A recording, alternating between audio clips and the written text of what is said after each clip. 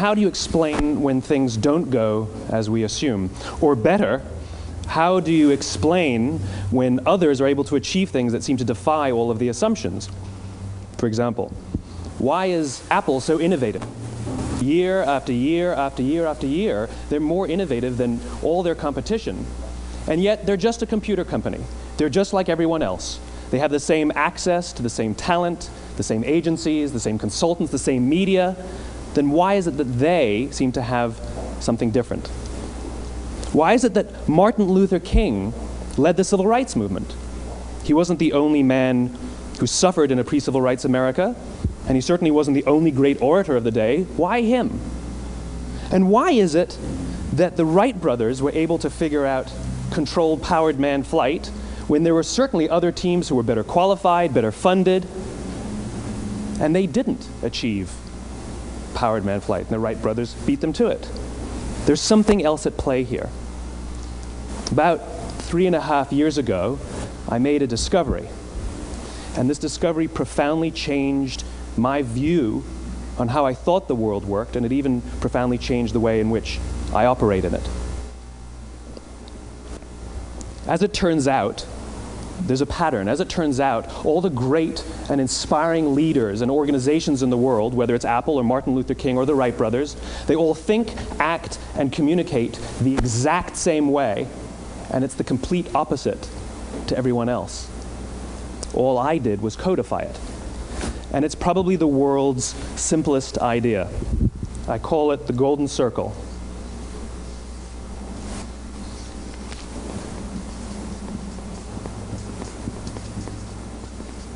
Why, how, what? This little idea explains why some organizations and some leaders are able to inspire where others aren't. Let me define the terms really quickly. Every single person, every single organization on the planet knows what they do, 100%. Some know how they do it, whether you call it your differentiating value proposition or your proprietary process or your USP. But very, very few people or organizations know why they do what they do. And by why, I don't mean to make a profit. That's a result. It's always a result. By why, I mean what's your purpose? What's your cause? What's your belief? Why does your organization exist? Why do you get out of bed in the morning? And why should anyone care? Well, as a result, the way we think, the way we act, the way we communicate is from the outside in. It's obvious. We go from the clearest thing to the fuzziest thing. But the inspired leaders and the inspired organizations, regardless of their size, regardless of their industry, all think, act, and communicate from the inside out. Let me give you an example. I use Apple because they're easy to understand and everybody gets it. If Apple were like everyone else, a marketing message from them might sound like this. We make great computers. They're beautifully designed, simple to use, and user-friendly. Want to buy one? Meh. And that's how most of us communicate. That's how most marketing is done, that's how most sales is done, and that's how most of us communicate interpersonally. We say what we do, we say how we're different or how we're better, and we expect some sort of behavior, a purchase, a vote, something like that. Here's our new law firm. We have the best lawyers with the biggest clients. We have, we always perform for our clients, do business with us. Here's our new car. It gets great gas mileage. It has, leather seats. Buy our car. But it's uninspiring. Here's how Apple actually communicates. Everything we do, we believe in challenging the status quo. We believe in thinking differently. The way we challenge the status quo is by making our products beautifully designed, simple to use, and user-friendly. We just happen to make great computers. Want to buy one? Totally different, right? You're ready to buy a computer from me. All I did was reverse the order of the information. What it proves to us is that people don't buy what you do, people buy why you do it. People don't buy what you do, they buy why you do it. This explains why every single person in this room is perfectly comfortable buying a computer from Apple. But we're also perfectly comfortable buying an MP3 player from Apple, or a phone from Apple, or a DVR from Apple. But as I said before, Apple's just a computer company. There's nothing that distinguishes them structurally from any of their competitors. Their competitors are all equally qualified to make all of these products. In fact, they tried. A few years ago, Gateway came out with flat-screen TVs. They're eminently qualified to make flat-screen TVs. They've been making flat-screen monitors for years. Nobody bought one.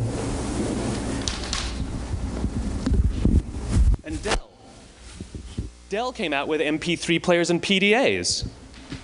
And they make great quality products, and they can make perfectly well-designed products, and nobody bought one. In fact, talking about it now, we can't even imagine buying an MP3 player from Dell. Why would you buy an MP3 player from a computer company? But we do it every day. People don't buy what you do, they buy why you do it.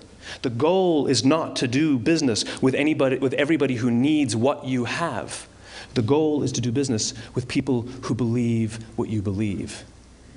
Here's the best part. None of what I'm telling you is my opinion.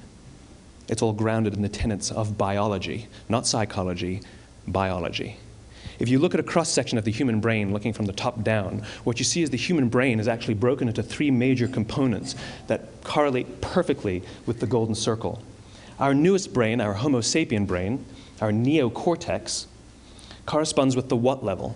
The neocortex is responsible for all of our rational and analytical thought and language. The middle 2 sections make up our limbic brains, and our limbic brains are responsible for all of our feelings, like trust and loyalty. It's also responsible for all human behavior, all decision-making, and it has no capacity for language. In other words, when we communicate from the outside in, yes, people can understand vast amounts of complicated information like features and benefits and facts and figures. It just doesn't drive behavior. When we communicate from the inside out, we're talking directly to the part of the brain that controls behavior, and then we allow people to rationalize it with the tangible things we say and do. This is where gut decisions come from. You know, sometimes you can give somebody all the facts and your figures, and they say, I know what all the facts and details say, but it just doesn't feel right. Why would we use that verb? It doesn't feel right. Because the part of the brain that controls decision-making doesn't control language. And the best we can muster up is, I don't know, it just doesn't feel right. Or sometimes you say you're leading with your heart, or you're leading with your soul. Well, I hate to break it to you, those aren't other body parts controlling your behavior. It's all happening here in your limbic brain, the part of the brain that controls decision-making and not language.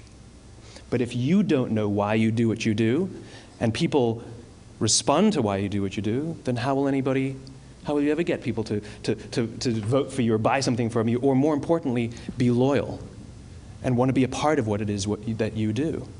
Again, the goal is not just to sell people who need what you have. The goal is to sell to people who believe what you believe.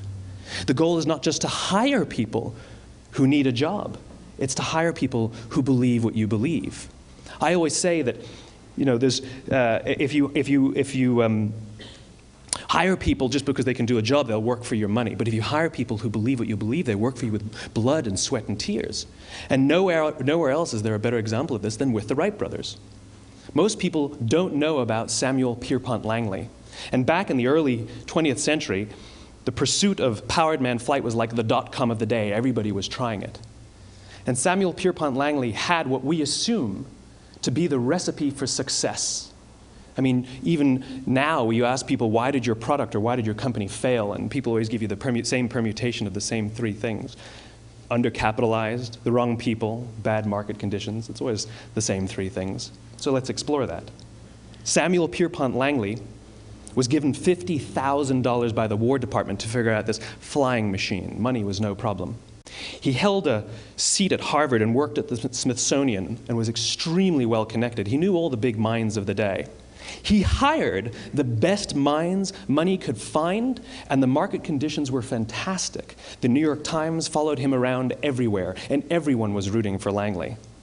And how come we've never heard of Samuel Pierpont Langley?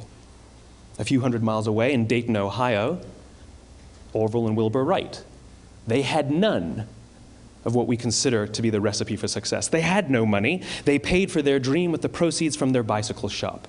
Not a single person on the Wright brothers' team had a college education, not even Orville or Wilbur. And the New York Times followed them around nowhere.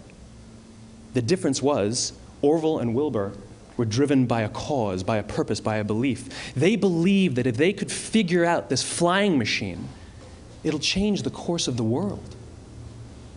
Samuel Pierpont Langley was different. He wanted to be rich, and he wanted to be famous. He was in pursuit of the result. He was in pursuit of the riches. And lo and behold, look what happened. The people who believed in the Wright brothers' dream worked with them with blood and sweat and tears. The others just worked for the paycheck. And they tell stories of how every time the Wright brothers went out, they would have to take 5 sets of parts because that's how many times they would crash before they came in for supper. And eventually, on December 17th, 1903, the Wright brothers took flight. And no one was there to even experience it. We found out about it a few days later. And further proof that Langley was motivated by the wrong thing, the day the Wright brothers took flight, he quit. He could have said, "That's an amazing discovery, guys, and I will improve upon your technology." But he didn't. He wasn't first. He didn't get rich. He didn't get famous. So he quit. People don't buy what you do, they buy why you do it. And if you talk about what you believe, you will attract those who believe what you believe. Well, why is it important to attract those who believe what you believe? Something called the law of diffusion of innovation. And if you don't know the law, you definitely know the terminology. The first 2.5% of our population are our innovators.